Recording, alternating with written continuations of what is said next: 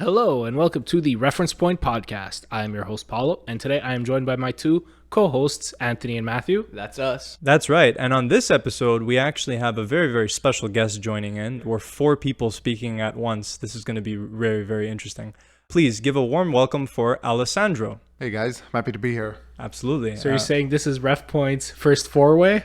That's right. Yes. This is our first forward. That's right.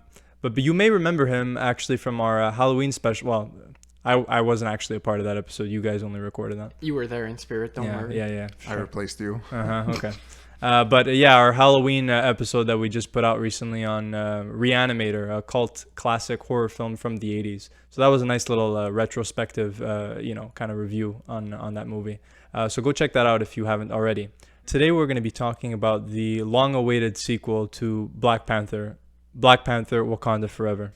Before we do that, though, I just think it's important that we address something. So today we're recording on the Friday of the Black Panther release, and unfortunately we got the news this morning that Kevin Conroy, the voice of Batman, had passed away at the age of 66 due to a battle with cancer. I'm speechless. I don't know what to say. I couldn't believe it when I read it this morning. It came out of nowhere, you know.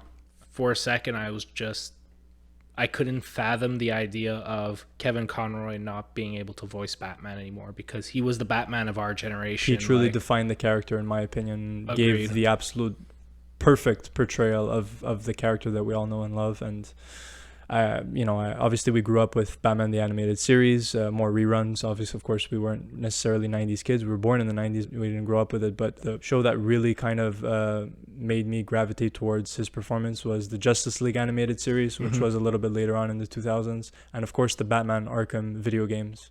And then Mark Hamill, for me, as Batman and Joker, are the two best interpretations. So apparently he was just one of the kindest people you could meet in the industry. We offer our condolences to his family and loved ones, and we just need to honor his memory. Agreed. Of course, before we get into our review of Black Panther Wakanda Forever, I think it's really important that we obviously address the elephant in the room. The world 2 years ago lost Chadwick Boseman, who was an incredibly kind man, a very gifted actor who helped define T'Challa and Black Panther for an entire generation of people. His loss was extremely saddening for us and was just absolutely devastating. I vividly remember the night we found out he passed. We were actually sitting in this very basement around this very table, and we just didn't know how to respond. And we kind of looked back on interviews that he had been giving around that period of time and how he had been getting very, very thin and not looking very well. And, at the time we were kind of questioning, maybe he's just, fasting for a film role or something like that. But looking back, it was actually quite obvious that the man had been battling cancer and fighting for his life. And director Ryan Coogler and the entire cast and crew for Black Panther Wakanda Forever had the most difficult challenge humanly possible when making a big blockbuster Marvel film like this. How do you carry on and make a sequel to one of the most successful films of all time without your lead actor? What do you do moving forward? And on the Black Panther official podcast, Ryan Coogler was on that first episode, and he talked a lot about how he had just finished the script to that movie, and he called up Chadwick because he really wanted him to read it. And Chadwick was, basically coming up with excuses saying that, oh, no, I think it's best that you just send it off to the studio and we'll get it cleared. I trust you. But looking back, he just realized that, my man was dying and he was just too tired to read the script. I strongly recommend to all of you to check out that episode. It is a very hard listen, but I think he adds a lot of perspective on how he and everyone else was feeling during that period of time. And, until that podcast came out, we were kind of having a debate amongst ourselves as to whether or not recasting the role of T'Challa was maybe the best move. And I honestly cannot say that the original film that we would have gotten before Ryan Coogler had to rewrite a script just weeks after finishing it would have ultimately been better. We can never possibly understand or know that. But what I can say is that Ryan Coogler did put his heart and soul into the making of this film, as did everyone else, and we will get more into detail about that soon. But I was wrestling with the concept of not recasting T'Challa for a very long time. I did feel originally that a character of this importance culturally, it would be a great disservice to not fill in that role again, and to write the character off wouldn't necessarily be the right move, no matter how much of an emotional and personal attachment we may have to Chadwick Boseman and his iconic portrayal of the character, and I completely understand that. At the same time, I cannot possibly imagine being in their shoes and needing to wrestle with the fact that it's a friend that I lost, you know. But, you know, ultimately it was not an easy decision, and I do respect the filmmaker and the entire cast and crew for coming to that conclusion that recasting is not something that they could do. And he does touch more on that in the podcast episode, where he just feels like Chadwick was such a leader and was so instrumental and central in bringing all of that together, that without him, the production just would not feel truthful. And as a filmmaker, he has to believe in what he's putting out. And without Chadwick, he just didn't believe that the film would be as honest as it could be. So like I said, I respect them for doing that. And what we got, I think, was a very, very, very good film. For sure. There's a lot of heart to this movie, and that's what I really, truly loved about it. You could tell that they put everything into it. It felt as though it was more of a love letter to Chadwick Boseman than anything, and that's something that is felt throughout the movie and something that is really greatly appreciated. Yeah, I mean, I'm gonna agree with everyone here. I really enjoyed this movie, and I thought it was a very nice, very touching film to watch. So first we're going to give our general thoughts, what we liked, what we disliked about this movie, and then we're going to jump into spoilers. Look, I saw this movie twice. I'm going to be real. The first time I watched it, I was a little bit disappointed. I also did go in with really high expectations. I love that first movie so much. I went in hoping it'd be even better than the first. Unfortunately to say, I don't, like, even after a rewatch, I don't find it's better than the first one. I still love the movie. It's a great film. I feel like there's something missing from the film, almost. And we don't know if that is Chadwick or something else entirely, but I do agree with Anthony to an extent. On Thursday night, so yet last night, I had put out a tweet sharing our feelings on the film very briefly and how we felt a little bit underwhelmed by it, at least from Anthony and I's position, because we saw it together. And now Alessandro and Paolo joined us on this screening tonight. So this is our second screening for myself and Anthony. And I will say that although I did feel a little bit underwhelmed yesterday, I do think the expectations were a little bit too high. I think the film was a little bit overhyped maybe going into it. The reviews were like raving. A lot of people were talking. I think I went in with just too high expectations, you know? Yeah, so likewise. But what I will say is that although some of my criticisms still stand, absolutely, I did enjoy the film more the second time. And I was able to appreciate the storytelling even more. Just everything about the film for me improved on a second watch. So I really feel a lot better about this movie. A lot of problems I had kind of almost disappeared for me, I found. Okay. And what about you guys for a first time seeing the film? Do you feel like you need a little bit more time to kind of process and grieve? No, not really. I enjoyed the movie quite a bit. Like, it's not my favorite Marvel project that came out this year, but I would say it's pretty up there.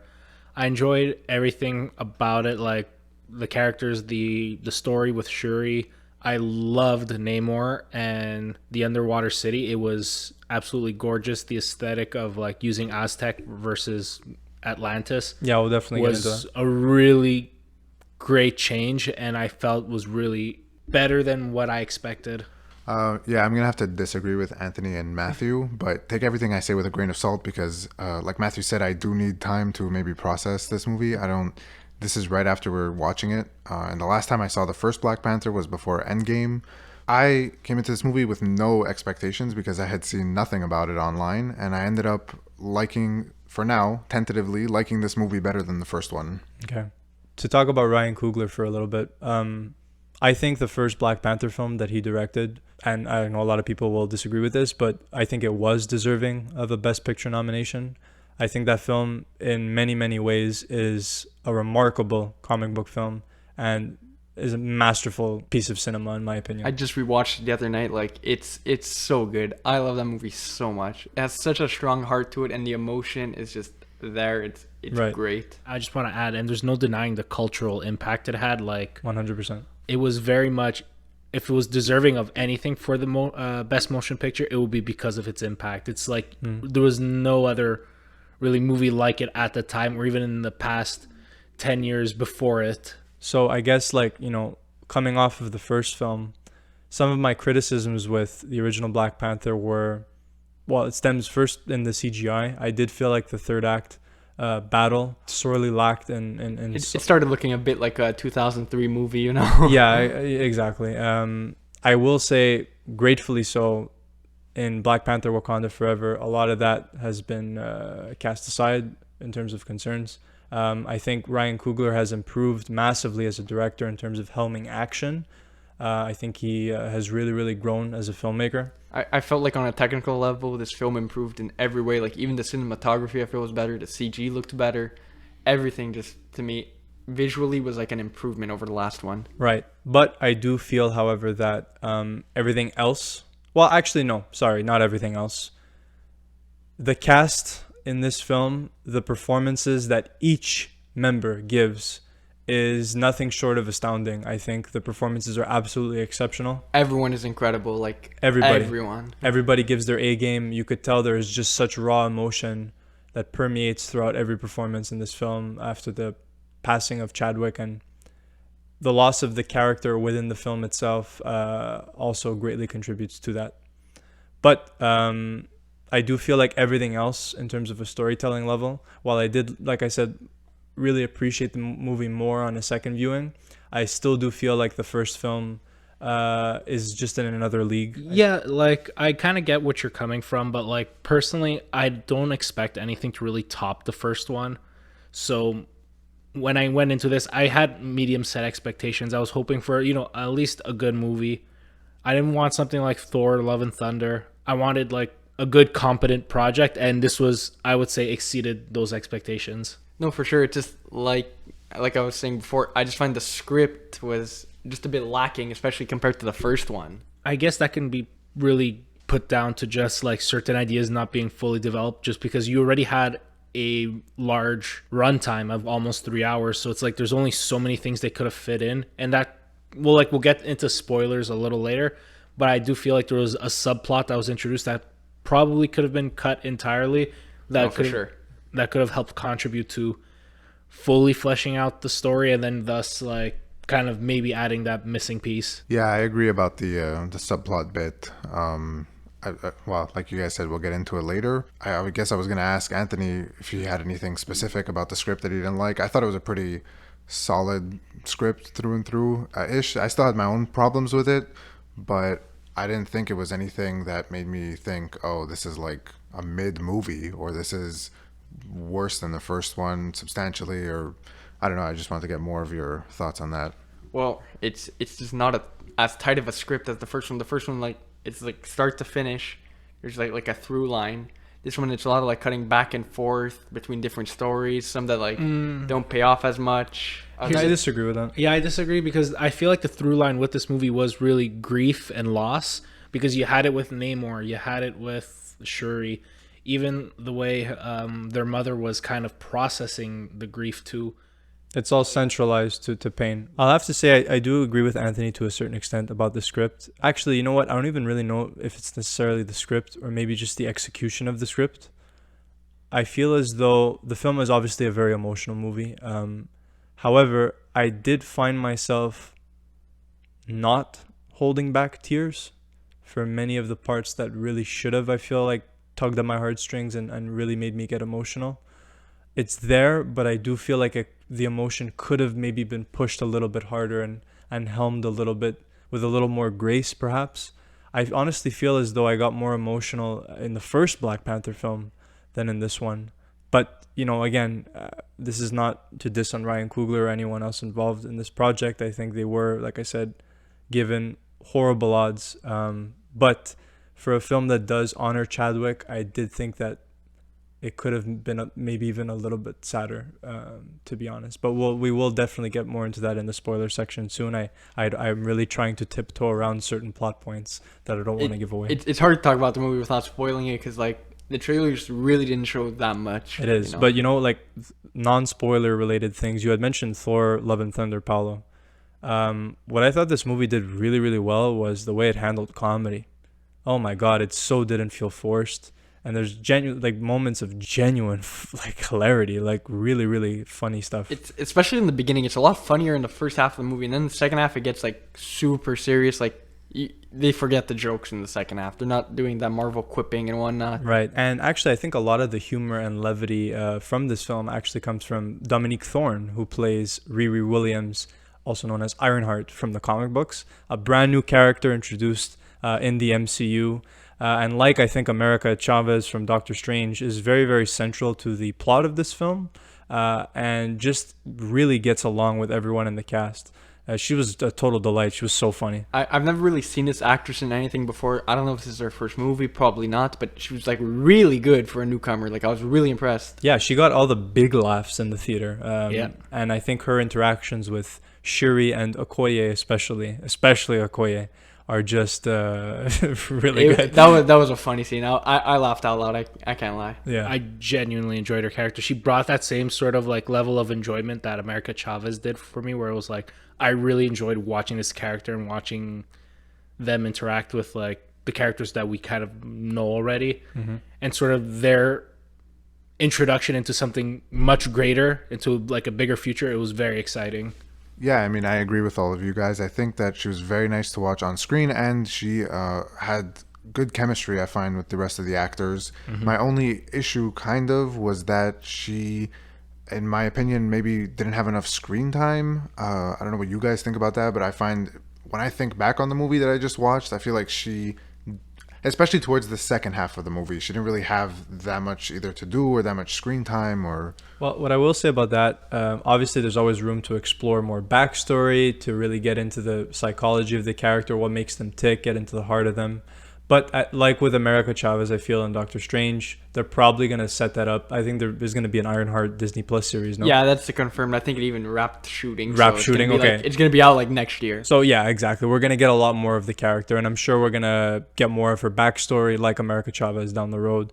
So I'm looking forward to that. But in my opinion, I feel like, for a Black Panther film, she is not an original cast member from the first film. I think just to introduce this character in this movie, I think she got enough screen time as a supporting character. I agree with you. Like, at the end of the day, this isn't the Ironheart movie. This is Black Panther, and I felt like she had a good amount of screen time. It's not like, with the Guardians in Thor, where they just kind of showed up and then dipped. She was a constant presence, and even when her kind of role was fulfilled, she stuck to the end and made for a more meaningful character that will definitely play into. She doesn't die, sorry. No, I wouldn't have guessed that. Oh my God. Well, yeah, but like you could tell that the second half, I feel as though is gonna definitely play into what they're gonna tackle in the Ironheart series. Speaking of new characters, let's talk about Namor, also pronounced, in this film. Namor as the main antagonist. God, what a cool antagonist. I Arguably- absolutely adored him. Arguably the best part of the movie for me. He was so cool. Oh, the action scenes with him, he killed it. The actor who played him, so good. Everything about the changes, I loved everything about this character. So let's talk a little bit about the changes, actually. In the comic books, of course, Namor comes from Atlantis.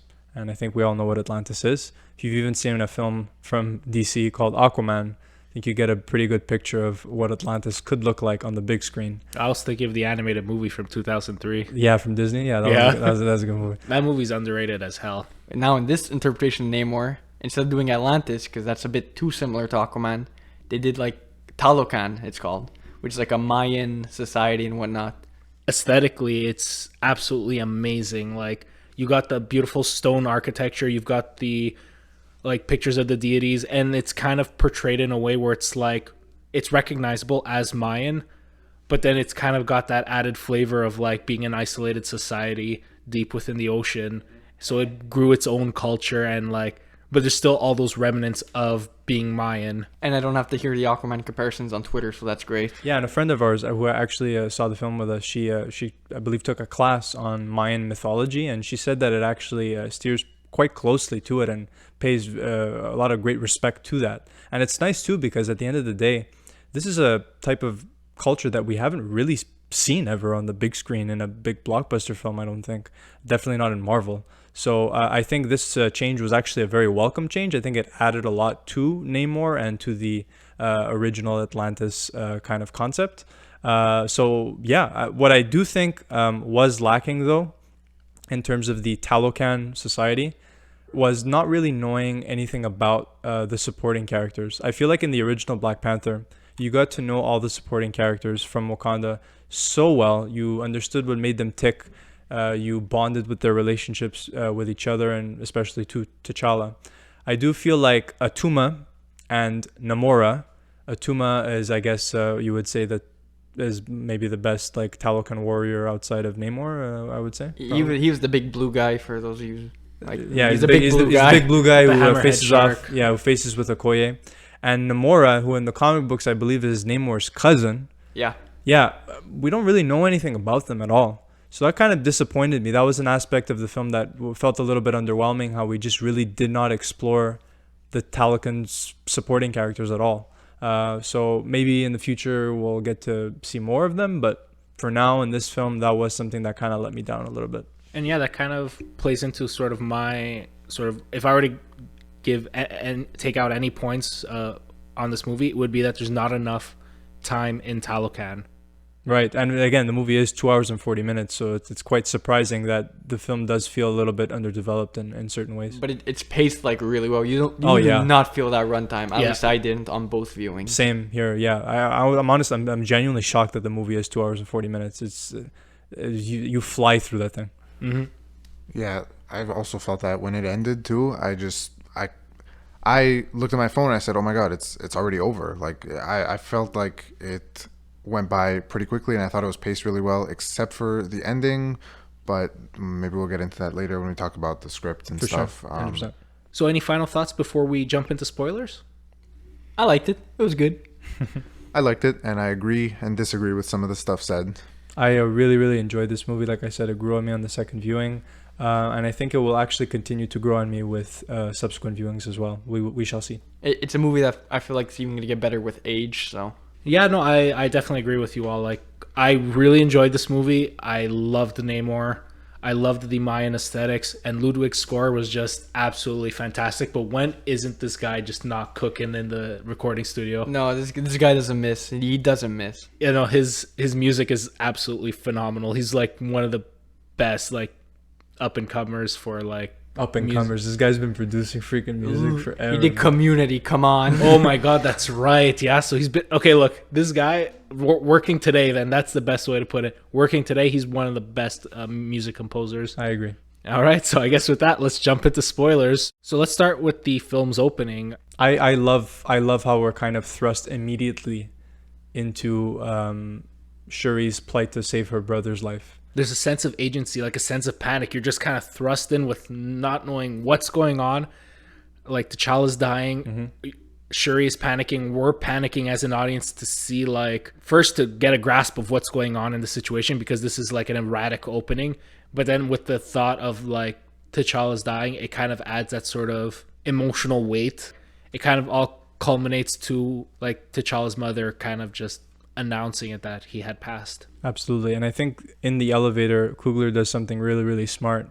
He shows right away that Shuri is actually doubtful of her faith in Bast and their culture to begin with. Mm-hmm. And her praying to Bast to do anything just to save her brother's life kind of starts setting up something in her own arc, which we'll get to a little bit later on. But yeah, no, I just love that agency, like you said.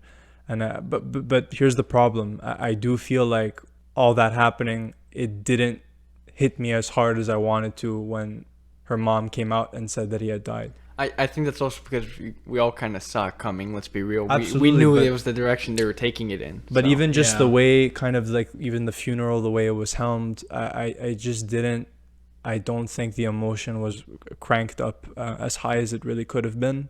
but also should it have been? You know what I mean? Like, Well, okay, so I'll ask you this then. Like, what would you change about it to make it more emotionally impactful? If you have anything off the top of your head, or if you had any ideas, just Well- because I found that it was emotionally impactful, or like Paolo said, it carried a lot of emotional weight, especially when she realized that she being Shuri, couldn't help her brother. That realization on her face when all of her technology and she couldn't do it, and I thought that was very emotional. And then seeing all of their reactions at the funeral, Yep. I thought was pretty powerful. I'm not sure. That's why I'm just asking. Like, would you change anything? Is there like a I scene that think you it's would just. add? I think it's. There's definitely scenes that I would add, but we'll get to that a little bit later. But for the funeral stuff, I think maybe it's because for myself as an audience viewer, there's a certain disconnect with the way death is sort of, let's say, even celebrated culturally, right? There's a joyous honoring of T'Challa's memory, right? What I do think Coogler does incredibly well is contrast the family's grief with the celebratory kind of like nature of the funeral procession, if you will. I guess maybe what I would have liked to see a little bit more was just lingering on their feelings a bit more. But I don't know. Ultimately, it's a little bit hard to narrow down what I would have changed, because I think conceptually it all works super well. Look, it wasn't an easy task to do for me. That the scene worked for me. Yeah. I didn't really have any complaints per se. That shot of you just see the mural of Chadwick Boseman is really like affecting me. Like it almost felt real, you know. Yeah, Yeah. that's what honestly hit me the hardest, like seeing his face once again, because it's even before the sort of Marvel logo where we had like a nice Chadwick Boseman Black Panther opening title. Something I really appreciated too is how the opening Marvel Studios logo is in pure silence. And I mean, you could even hear a pin drop in the theater. It was you could feel like the energy just sucked out of the room almost. Which Yeah. I was kind of surprised about, because I definitely expected people to start clapping when the Marvel logo came on, but I was pleasantly surprised when they didn't. Me too. I was waiting for it, and I was so happy that they didn't. I don't know. I both feel like viewings. it would almost be disrespectful to start doing that. Like, it's very Exactly. clearly intentionally set up to be a moment of silence to honor Chadwick. You're literally seeing him replace every hero in the opening. You logo. literally see like behind the scenes footage in the logo of Yeah, him. so you it's know? honoring both the character and the man at the same time, you know. I understand it was set up to be a moment of silence, but sometimes people don't understand. Yeah, for sure. Yeah. to say the least. Yeah, we're they talking clap about Marvel fans here. Yeah, exactly, Paolo. So they clap at the wrong moments, or maybe, I don't know, maybe they thought that it would be a clapping moment. Because every Marvel movie without fail, when the Marvel logo comes on, everyone claps. Yeah. So I was expecting it from everyone. Like, not to get off topic here, but I feel like people just want to clap in movies sometimes. Like, I remember even when we watched a Batman, like, people just wanted to clap at it. Like, this is not a movie you clap in, you know? I agree with Anthony. Just to get back to the point being made, I really felt like going in, because we knew of Chadwick's death and the fact that they were not going to recast him and they were going to move on, I feel like really kind of, it doesn't take away from the emotional impact, but rather Helps you accept it maybe quicker. yeah. Is And that it? I really do feel like that opening did kind of properly set up that this is his funeral, this is his kind of send off, and then sort of focusing in on that mural really does give you a real gut punch of emotion, at least for me speaking. Like, I felt like a little choked up seeing his face Okay. one last time, essentially. Yeah, ultimately, I don't know, man. I can't control the way I'm feeling while watching the movie, and I just didn't react the way I kind of wanted to, and the way I was expecting to. And I feel like the way people hyped up for me to react, people were like saying online that you're going to be sobbing throughout the film, and it just never hit me that way. So I honestly don't know what I would change, man. Maybe it was the music in that moment that Don't diss Ludwig. no, but I don't know. I really don't know how to answer that. But, you know, moving on, I guess, from that, I think the introduction to the Talokan people was a really, really incredible sequence on that ship. I just love that shot of Namor at the end where he's just in the air, just like he took out that helicopter, you know. He's a baller. You just know it. That's the scene I was going to mention. Thanks, Anthony. My bad. But I think, I think Coogler just really has a strong sense of how to build up tension and suspense. That whole sequence was just really, really well handled. I loved the Siren song that the Talokan people use, kind of like, from mermaid mythology. I don't know. Like, I don't know much about the sea. it's not so. mythology per I would se. say I would say more probably like sea monster mythology. Where Sure, like, yeah. like the siren song used to like lure sailors and whatnot. It was Out to sea, yeah, really it was cool. really really well done. I enjoyed it a lot. It added a kind of like uncanny, kind of almost scary bit to it, especially because like I have a fear of water. Oh, do you? Like, well, as in like ocean water, deep water, and then it's What do you drink? You're looking forward to Avatar: The Way of Water no, this December? well, no, but for other reasons. Like, so seeing like just people diving into just pitch black water, hearing like that haunting sound, it just Oh, so haunting. It was incredible. it rubbed me the nuts. wrong way in the best possible way. Yeah. I thought it was awesome. It was great. Well, I mentioned that I copied Anthony's take where at the very end, where Namor was flying and holding the helicopter, I thought that was really cool. I thought that the siren song didn't have that impact on me. I'm not scared of water, so I didn't really. I understand what Matthew's saying. It was kind of a cool sequence, but I thought the Namor scene with him holding the helicopter was way cooler. And so with that, let's just kind of dive into like what we were calling earlier the unnecessary subplot, and that is the one with Bilbo Baggins and the CIA. Yeah, Everett Ross, played by Martin Freeman's in the movie again, and his plot line with Julia Louis-Dreyfus as Valentina, not Elaine, was very unnecessary. I found it kind of felt like it was just adding on to the runtime. It kind of shows a bit of the impact of Wakanda announcing themselves to the world, but not in the strongest way possible. It just felt super unnecessary, kind of like wasting time almost. I find the only scene that was, I guess, necessary, or maybe if you wanted to show the impact of Wakanda, is the very first scene with where the Queen was at the UN. Right, because the UN had basically called out Wakanda for not sharing their resources, when in reality it's because the people wanted the vibranium, in essence. I really did love that sequence, especially when the Queen is talking about what she hears from them, and it's that they have no leadership. Their king is dead. It's like you really feel the impact of those words. I thought Angela Bassett did a great job in this movie. You really feel in that scene, and when Okoye comes out, it's like, okay, good, that's what I want to see. Well, you see how, yes, they did lose their leader, but they're not lost, and they are still powerful individuals who could stand their ground. But yeah, all this to say though, like the CIA subplot just really felt like it was something that was tacked on and just threw out an idea of like, this is the impact of Wakanda in the world. But I could have done without it. But more importantly, it felt like just set up for another movie, like, because Valentina is setting up the Thunderbolts and whatnot. Martin Freeman's gonna show up in Secret Invasion. It's just, it felt like unnecessary setup, and maybe trying to tie a bit back to the last movie, that it was just unnecessary for me. It didn't really work that well. Can you really even call it setup? Because there was nothing that really indicated any of it other than these people just showed up. No, there's teases that like Valentina clearly is up to something. She wants vibranium for a reason. Like you could tell that there's something there. There's seeds being planted. Well, now that you mentioned vibranium, I think you guys are being a little bit maybe harsh on this subplot. I think it did connect to the overarching story involving vibranium, and that connects again directly to the people of Wakanda, and then especially the people of Talokan as well. Vibranium is what unites this story in many ways. I do think they had their place in it. Was it as compelling as it could have been? No, not necessarily, but it was there. It's all in the execution, and I found the execution was maybe just a bit lacking. Sure. Personally, I would have just cut it completely and just focused more on developing Namor and Talokan City, in all honesty. I'm going to have to agree with that take. I would say cut it, except for the beginning, like I said, with the UN portion, where they kind of showed their impact and showed the Wakandans, especially the Queen, being very displeased with France's actions. No? Yeah, it was France. Okay.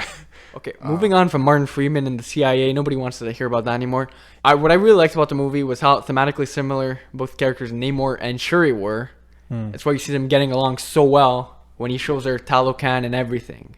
Yeah, and I feel like a lot of people who might say that the movie is a little bit too slow or whatever, all that stuff is vital. I wanted more of it, to be honest. I loved seeing Shuri explore Talokan with him and discuss, his story and why he is the way he is, and why that's important for Shuri as well and for the people of Wakanda. I thought his motivation was compelling. I don't think it was as compelling and as emotionally satisfying as, let's say, Killmonger from the first film.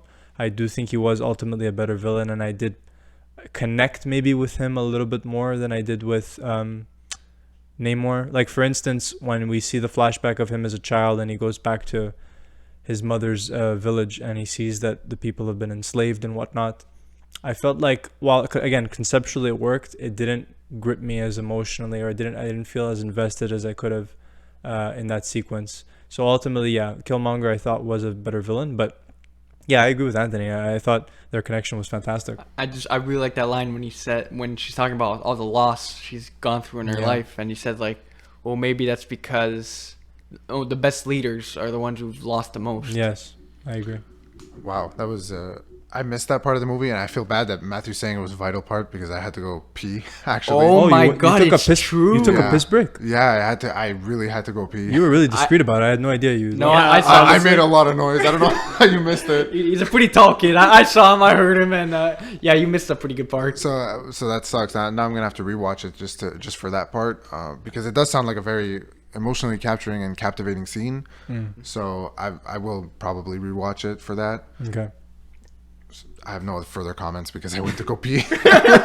That's fair. That's fair. I agree with Anthony though on the aspect that Shuri and Namor were really similar, and I really like that both were motivated by essentially grief and vengeance, and that at least Shuri had the sort of forethought to kind of realize that she's being consumed by all this anger and grief, and that she has to be better. She has to be like her brother and be noble to be the person that she is. And I like that with Namor, it's like he doesn't really see that. He just sees that, like, while he did get shown mercy, to him, at the end of the day, he still wants that vengeance with the surface, and he just sees this act of mercy as, like, this is going to be that olive branch that I can then exploit to get his way, in essence, to attack the surface world, because he believes that they're going to attack Wakanda first, and then he's going to ultimately get what he wanted. So, on the topic of grief and vengeance involving Shuri, that is actually my biggest issue with the film. Again, I think conceptually, it's a remarkable idea. I love the parallels between Shuri and her actual brother from Civil War. He went down a similar path after his father was killed, right? Right down to the final speech of the movie. Exactly. I like how the dialogue is paralleled. I like how she parallels as well with Killmonger. I just feel as though, however, that maybe Coogler didn't do a good enough job in the first half of the film establishing Shuri's darkness. It's alluded to, it's there, I acknowledge that.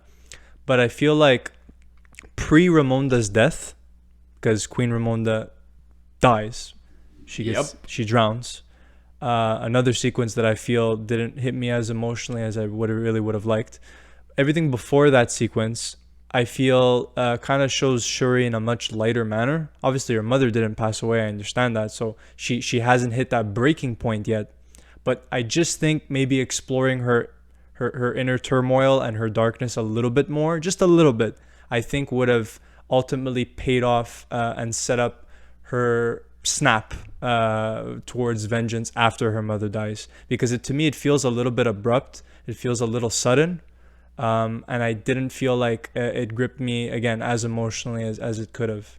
Personally, I kind of disagree, because as you mentioned earlier, it's alluded to and it's kind of shown. You kind of see, like, this is the path she's going on, because, like, she's kind of going back on tradition, and you could see, like, that whole, like, I want the world to burn. She's got this, basically, she's really got this anger festering inside of her, and the breaking point is that, and I feel like that's enough setup. And personally, I found that the setup and even payoff to this sort of wanting vengeance because of the death of the loved one was better done here than with Spider-Man with Peter and Aunt May, personally. I think I'm going to have to agree with Paolo more than Matthew on this one. I feel like it was alluded to her darker side before, but I feel like if it would have been explored more, or if it would have been maybe touched on even more, I kind of feel like there wouldn't have been a point. And I feel like after her mom died, she had someone to blame. I feel like for her brother, she was angry at the world, at everyone. But when her mom died, that was the tipping point, the breaking point. That was when she saw Killmonger in her vision, right? She saw him after her mom died and everything, and that really gave her someone to focus her anger on, and that's why I kind thought of it worked. put her feelings and thoughts into words as well. I agree with that again to an extent, but the problem is that the main real problem I have with it is that her actual turn happens so late in the movie that her exploration of vengeance doesn't really have a lot of time to kind of feel developed. I don't know if that you agree with me on. I think don't personally. I feel like to some degree it's like you don't want. There's a fine line between having it sort of alluded to and set up versus just spelling it out for the audience. Oh, for sure. And personally, I feel like it walked that line fine. Well, I feel like they are spelling it out a little bit very heavy-handedly in the second half. I think I don't know if you would consider this maybe subtle, but I think Ludwig actually does a really incredible thing with the score involving Shuri. When Shuri finally adopts the mantle of Black Panther and she comes down into Jabari land and lands in front of everybody, what I interpreted from the score is that there's a lot of dread in Shuri's theme. It almost feels very, very haunting and dark. And 100%. It's not like a heroic moment in a No. way, because this is like, I don't want to say like she gave up, but it's like she wants to not do good. She wants to do bad almost. Yeah, like she took up the mantle for the wrong reasons, or for the opposite reasons as that her brother, let's say, took up the mantle. So when I feel like I didn't want to clap in that scene, because looking at it, I go, no, Shuri is genuinely at the lowest point in her life right now. This isn't something to applaud. She like Alessandro said, is adopting the mantle for the wrong reasons. And I really did love that, because that's such like a bold take on a superhero. You see, 100%. this is like, it's the Black Panther. He's always a hero, Black Panther. To see somebody take up this mantle, a character we know and love, for all the wrong reasons. It's like, I'm surprised that they went that direction, and I'm happy they did. It was something different. But ultimately, genuinely how I feel though, I just wish we got a little bit more. And I don't really know at what points they would have inserted that into. I just feel like maybe, if they did take out that Everett Ross stuff, we would have had a little bit more time to explore kind of Shuri's arc. But that was my ultimate genuine criticism with the film, is that it didn't have enough time to kind of breathe and really marinate with me, and how the emotion just didn't kind of sit with me as deeply as I thought it could. Look, I understand where you're coming from. I'm not gonna completely disagree. Like, look, I do disagree with you, but I'm not gonna completely, I see where you're coming from. Yeah. I feel like had they explored it a bit too much, it'd be a bit too on the nose, And like with Anthony, I pretty much I see where you're coming from, but I ultimately disagree. I really do think that it was done tastefully, and I feel like while it could benefit from having more, I think it was as good as is. Actually, you know what? Speaking of having more, M'Baku in this film was sensational. Also, really funny lines. But what I really adore about M'Baku is you could totally see his growth from the first film. And now after T'Challa's passing, he's almost kind of become a mentor figure or father figure or even brother figure for Shuri. And I think the conversations that he has with her at her mother's funeral, and even when she kind of really does snap, and you could tell there's absolute vengeance in her eyes, and that scene where he's really taken aback by it. I think there's some really incredible dialogue there, and their exchanges are very, very poignant for me. Agreed. You could even see in his eyes, there's that sort of sadness and disappointment that Absolutely. you would have of a family member seeing their loved one basically like this. Very compelling too, the idea that he doesn't want to go to war, and he understands the path that vengeance will not only lead Shuri on, but lead all of Wakanda on. I just really wish he was in the movie more. I feel like he was very short. That's exactly what I was gonna add in. But I feel like he wasn't in this movie as much as maybe even the first one. Yeah, I felt like he got a bit shafted in terms of runtime almost. Yeah, I agree with that. I agree. I kind of don't blame them though, because they already have a lot of other characters in this movie. True. So I don't know if they substituted someone else's runtime for someone else that was less important. Everett Ross. Jinx. There we go. It comes back full circle. Exactly. But speaking of all this like raw emotion and whatnot, I love the final fight between Namor and Shuri. There is, I don't want to say it's violent, but there's like an intensity to this fight. Yes. That I feel like you don't see in too many of the Marvel movies anymore. Like it felt personal. Like To be honest with you, the whole arc of vengeance actually really did remind me. I don't want to spoil The Last of Us Part 2, but the main character goes through something similar in that. It's been out for several years. Just spoil it. It's okay. No, that game came out 2020. If you haven't played it by now, come on. I mean, look, it just kind of reminded me of that a lot. I could draw parallels, and the whole intensity and kind of like vitriol that the protagonist has for the enemy. I was gonna say, I don't know if it's gonna be blasphemous to a couple people, but it felt almost like Spider-Man 2002, the ending fight to that. Yeah, we just feel like that raw emotion fight. Yep. These two people are just beating each other. I just kind of wish this fight was longer. Me too. It felt it was intercut with the water fight on the big boat In ways that didn't benefit this fight. and I wanted more of it. There's cool slow motion in this fight, and I just want to see more. I felt myself wanting more. I don't know if they cut more or whatever. I felt like it was not edited to its potential. What was your reaction when she gets stabbed?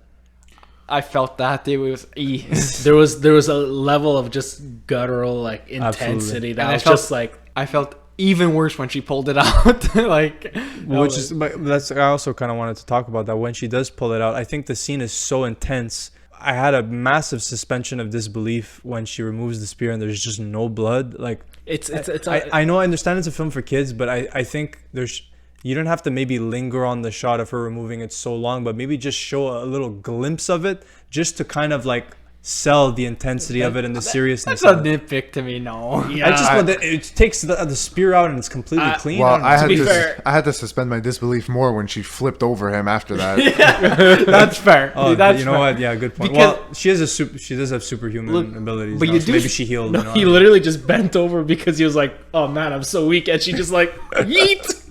No, but the thing is, you do see that the heart-shaped herb does heal her a bit from that moment when she pulls it out. So seeing no blood doesn't really make me cry or whatever, but it's just I wish it was longer. There's no other way to put it. It's so well done, but it's just too short. Yeah, I think it's really the cutting back and forth between that and the bow fight really just took away from it because, like, in all honesty, I was kind of over the boat fight.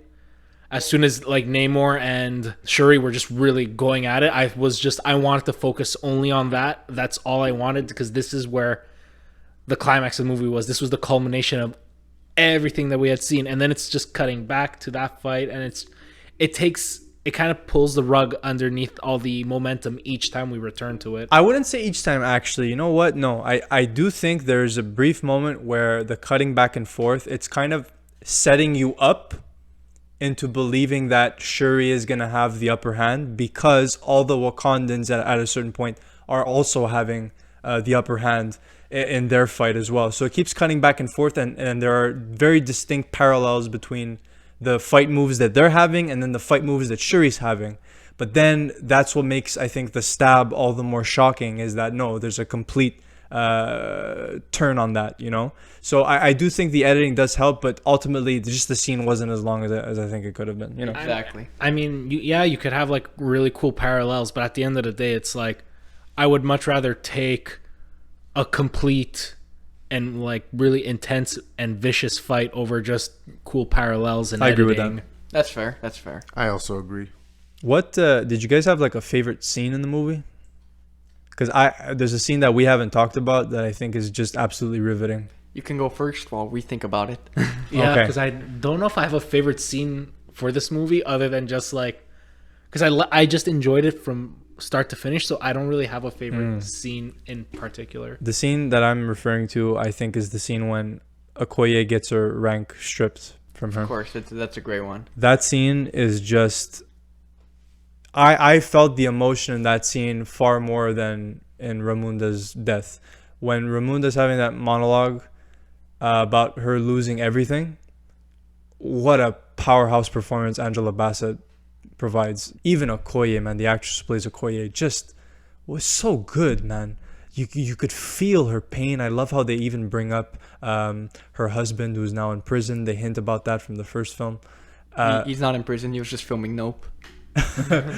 Literally why he's to not give in backstory, the reason why Daniel Kaluuya couldn't come back for this, he had scheduling conflicts with the film Nope, which I still have to watch. I bought it on 4K. Great film. Yeah, that Anthony was Fun. really good. Yeah, I gotta see it. I'm excited. Did I you didn't watch it? even, No, I haven't seen it. I didn't even know he was doing that. I was gonna ask where the rhino guy was because I didn't know. I had no There idea. are no bad CGI rhinos in this movie. Oh man, We got some nice elephants though, Yeah. nice CG elephants. Those were great. and whales. Oh, the whales look great. Oh, I loved, okay, this is not really a favorite scene, but I absolutely loved the use of the wildlife. Me too. It was beautiful, but also like terrifying because you kind of see how big these animals are. Who doesn't love a good orca? And then I looked into the eye of the great fish. Mammal. Whatever. It's a nice Seinfeld reference. Great episode. Elaine's in this movie too, so it adds up. There you go. All right, who caved?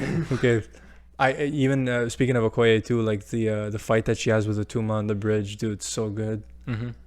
I Fight choreography is amazing. yeah, everything about this movie in terms of fight scenes and whatnot was so well done. Yeah. I like even Ironheart's introduction. I loved that janky costume. It looked so like it looked like it barely worked, and that's how a Mark 1 should look. No, yeah, I agree. I absolutely adored her Mark 1 costume. What'd you guys think of her Mark 2 outfit, I guess? I liked it. To say the least, I like that they actually finally put hearts in an Ironheart costume. Yeah, I was because in gonna the mention comics that. she never has hearts on it. I'm like, but why would you call her Ironheart with no heart on the costume, whatever? But I was happy she didn't end the movie. She didn't bring that armor home because that was a bit too advanced. I don't want to see that in the show. I want to see her build her way up a bit more. Yeah. Speaking of armor, though, I wasn't too fond actually of like Okoye and the NECA having armor as well. What did they call it again in the movie? The Midnight Angels. And if I'm not mistaken, in the comics, those are it's just like an elite team of Dora Milaje. There's no real technology to it, so the fact that they added all that technology stuff and whatnot, I didn't really need that. I think the whole MCU is maybe starting to feel a little bit, well, maybe more with this movie more than anything, but feeling a little bit oversaturated. I think with the Iron Man-esque armor. It's a bit redundant, maybe. I think it's just uninspired, to be honest. Like, it's just like an unoriginal idea. They could have really done something where it's like they played off the like water aspect. Like, you could have made these suits that were very formidable underwater and have even maybe Okoye fight Atuma underwater. That would. I agree. That would have been very cool, actually. I mean, Nakia has an underwater suit, but she doesn't do anything with it. Yeah, like it's right there. It's just that they instead decide here's 2 more Iron Men. Yeah, I also just don't like the design. I'm not crazy about it. It looks like. No, I dug it. I don't like it at all. It looks. for Okoye or for Riri Williams? Okoye. No, Yeah. Riri I liked. But So, it was okay. Okoye's costume. I like- I agreed with Okoye, and when she was saying it was like disgusting and that she hated it, I totally agreed with her. To be honest. I thought they were being maybe self-aware with that, and then they were going to change the costume at the end. But she said it was gross, and then they kept it. I liked it. It looks exactly like the comic one, so I gotta respect. It was great. Kind of looks like a really happy predator. I was gonna say kind of got like an owl vibe. That's Like the that. Court of Owls almost, but like Sure. colorful. And I just want to add because like for Riri Williams, while I like the suit, it felt weirdly plastic. Again, I don't know if that's the CG or just like how it was designed. It's just there was something weird I about think it. more in the helmet. I get where you're coming from. Like, I don't. I really no, don't. Yeah, I don't understand. Like, look, I know it's gonna sound stupid, but in Power Rangers and Kamen Rider, there's you're a right. lot It of, does sound stupid. there's a lot of times where these characters have like that sort of black glass and then like around it is a colored metal, and it just has always that cheap plastic resin look to it, and that's Okay, kind of okay. translated in that scene. So it's like, I guess because it kind of makes it look more real, but at the same time it just makes it look more I fake. might sound crazy, but I'm pretty sure at a point it was practical. But Yeah, that's why if you told Really? me it was practical, I think there's a shot where her helmet opens. I'm like, I think that was practical. I might be tripping. It might come out on 4K and I'm gonna look so dumb, but whatever. I'll say it. I don't trust anything being practical in these movies anymore. Like, Yeah, I exactly. could kind of see it when. Sometimes you could tell though. Like, But like, just to get back, like if you told me that helmet that she had was practical, I would probably believe you just because it's got that sort of uncanny plastic like look to it. Speaking of uncanny, Namor is a mutant. they finally that dropped. was, oh, wait, hold on. No, we have to acknowledge that amazing segue. That was really, that was that crisp. was good. Yes, that's right. In this movie, they dropped the M word, mutant.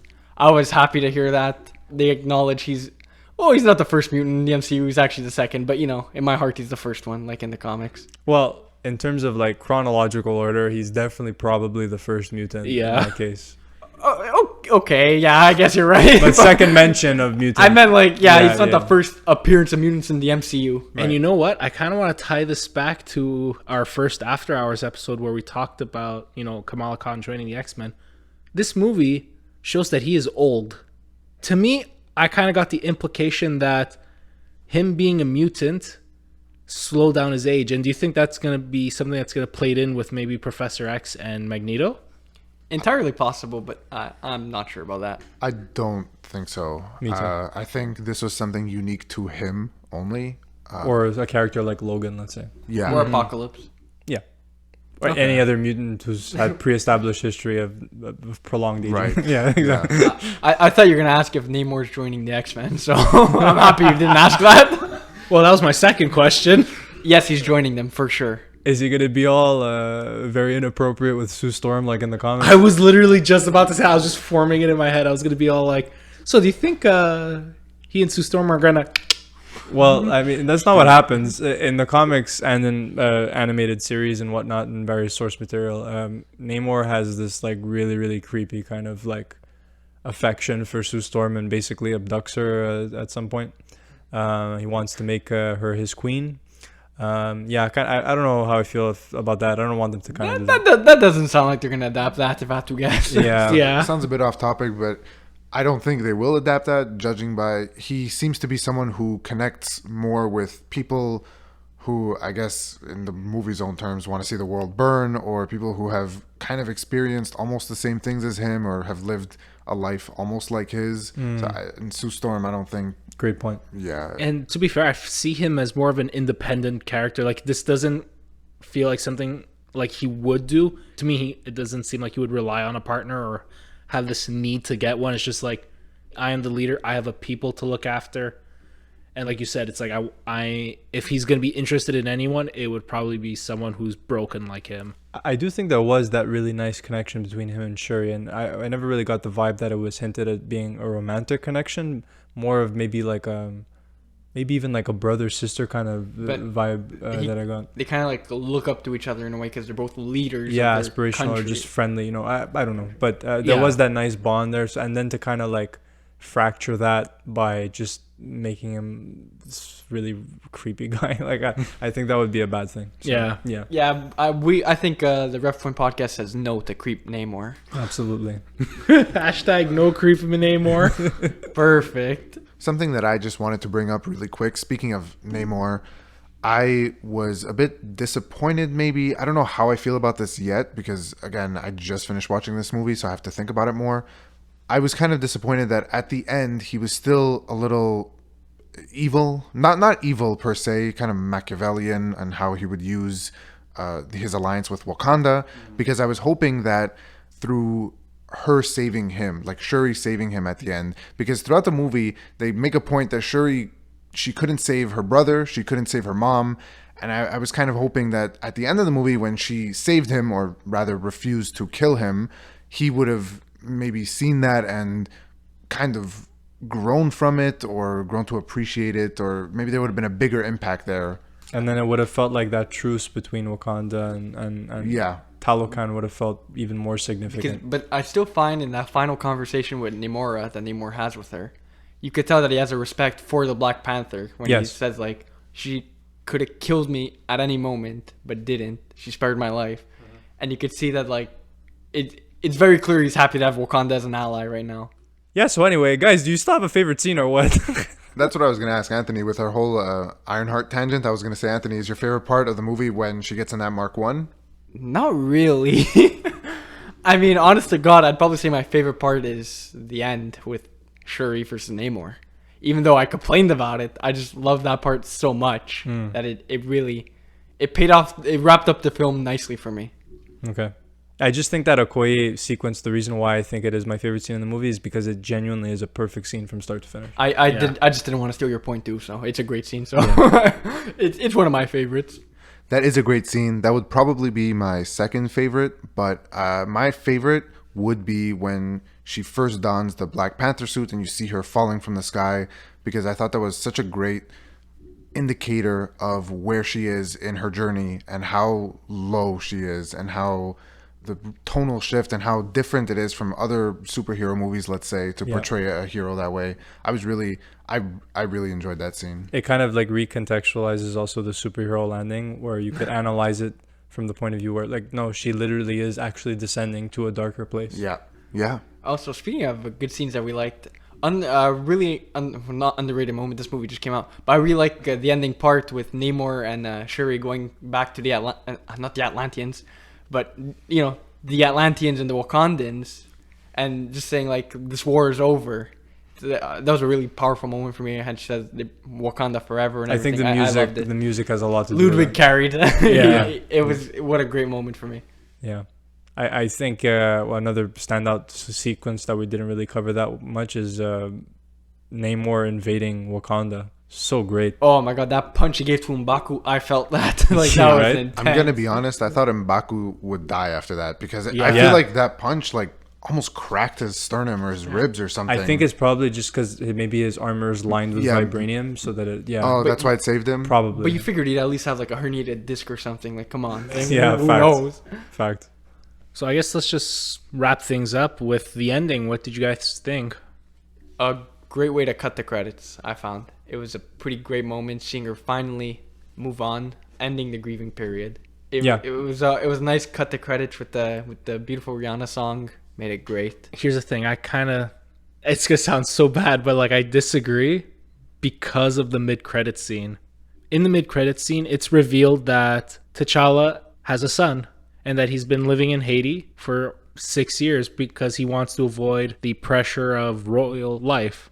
And, we see Shuri interact with T'Challa's son, and we learn that his name is also T'Challa. And this gives like this sort of emotional moment for Shuri where it's almost like she kind of has her brother back in the form of a nephew. And the thing is, I believe that this would have personally made for a better ending than what we got with the burning of the funeral clothes, because it kind of just wraps up this whole thing of her missing her brother, her wishing she still had her brother, and now she kind of has him in the form of his son. If that was, let's say, the cut to black for the credits, I think would have left everyone with much more satisfied and kind of like uplifted tone. I disagree. I think the real ending of this movie was her burning the funeral garments, just because the whole movie was about grief, and the final stage of grief is acceptance. So her burning the clothes was a pretty direct analogy to her accepting her loss of her brother and her mother. So I think that was a good way to end the movie. And who doesn't love a somber ending? Like, come on. No, but like really the sense of, I understand that because thematically the whole point of the film is grief, and I think to end the film with the end of her grieving process is kind of poetic, and the new beginning of T'Challa reborn in a sense through her nephew, the spirit of T'Challa at least reborn through her nephew, does mark a new beginning and does hint towards a brighter future. So I can understand like thematically why that is a good idea to have it in the mid credits. It's just, it really irks me knowing that there's always such important things that are being relegated to a credit scene, because some people will miss that ultimately. Like in our theater, like everyone was extremely attentive and respectful of the credits and whatnot. So no one really got up and left. I do see that happen a lot with Marvel movies. Didn't happen here, which is good, but it just kind of does upset me that you leave such important things for like after the movie's over, you know what I mean? Like they put the real, I've said this before in another episode, but they put the real ending of their movie or show in the mid credits. Yeah. Far From Home, I'm looking at you. But like thematically, like I said, I think it does work. And I also kind of like how there's only a mid-credit scene and no after-credit scene. That made me feel even better about it being the mid-credits, when the fact that they didn't put an after-credit scene. Yep. But about the actual ending, what I do think worked really, really well was the little tribute that we do get to Chadwick Boseman and T'Challa simultaneously, with the montage of him and Shuri together. Again, in silence, which I think is very respectful. But I do think it kind of like tugged at my emotional heartstrings in a way that is a little bit more impactful than the opening funeral. I felt like if I were to get choked up at something other than the scene where I think Okoye gets her rank stripped, like I said before, I do think the ending was very, very poignantly touching. And the fact that you kind of bring in T'Challa's son and also name him T'Challa, I feel is a very, very respectful way of kind of working around the recast. You know what I mean? Right. T'Challa lives again through somebody else, and it's not Chadwick Boseman, but this person will grow up to be like his papa, you know, and I just think that's very, very beautiful. So as someone who was really kind of in favor before the movie came out of recasting, I think they found a really, really respectful solution to work around that.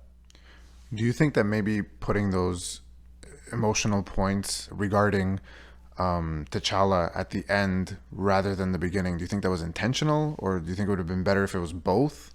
I don't know if it was intentional. I think I personally think Ryan Coogler's intention was to keep emotion permeating throughout the whole narrative. There are moments, especially with Nakia, who we didn't even mention actually, by the way, who I thought was wonderful. I love Lupita Nyong'o. She's just an amazing actress. There's the scene when she's talking about her grief and her perspective on why she didn't show up to the funeral and whatnot, which was very, very beautiful. So that is there. It's there throughout the whole movie. It's just, again, it just comes down to personally, I wasn't affected by it as much as other people. And I know some people who were deeply moved by everything that he put on screen. It's just the ending worked more, I guess, for my personal tastes. Because of the flashbacks that we saw, or was there another aspect to it? I don't know. It's just the execution of it. I don't know. I really don't know. Here's the thing. I think it was intentional because the whole point was that Shuri couldn't really accept that her brother was dead and that she wanted to bring him back. And like, I feel like to a degree, maybe she just remembers him suffering and being sick, because she even says it throughout the movie. Why is it that like all this intelligence, all these gifts of technology, and I couldn't help him when he was dying and sick? And she always refers to him as sick. But now in this ending, she just sees him when he was healthier, when he was happier. And that's kind of plays in with that whole accepting thing. By accepting his death, she can overcome the fact that he was sick and instead just remember him for who he was. Who he was. Exactly. So I think that's why it works better, and that's the emotional poignancy. I think that's kind of what I meant, but you phrased it really well. So thank Damn, you. that's a first for me. So, ultimately, I think that is a very solid place to wrap the ending of the movie, the ending of the episode. Who would have thought, eh? But more importantly, I really do want to know if you guys watch Black Panther Wakanda Forever and you're watching and listening to this on YouTube. Comment below, guys. What did you think of the movie? Do you kind of see my points about maybe the emotion not hitting as well, or did it really, really resonate for you? And while you're at it, please do not forget to like the video if you enjoyed it. Please share it as well. Subscribe to OAR TV. There's a lot of really, really great content from a lot of really great artists on there. It really does help support the channel and us ultimately to continue to grow and put out more content for you. And then the same goes, for all of you listening on Spotify, Apple, or any other podcast platform of your choice. Please do not forget to share the episode and ultimately follow the Reference Point podcast. Speaking of following, we strongly encourage you guys to follow us on all major social media platforms at Ref Point Podcast. There's a lot of really good stuff on there as well. And what about for you, Alessandro? Where can the people maybe find you? I don't have anything to plug. All right, cool. And don't forget to support your local comic book stores. Thanks, guys. Take care.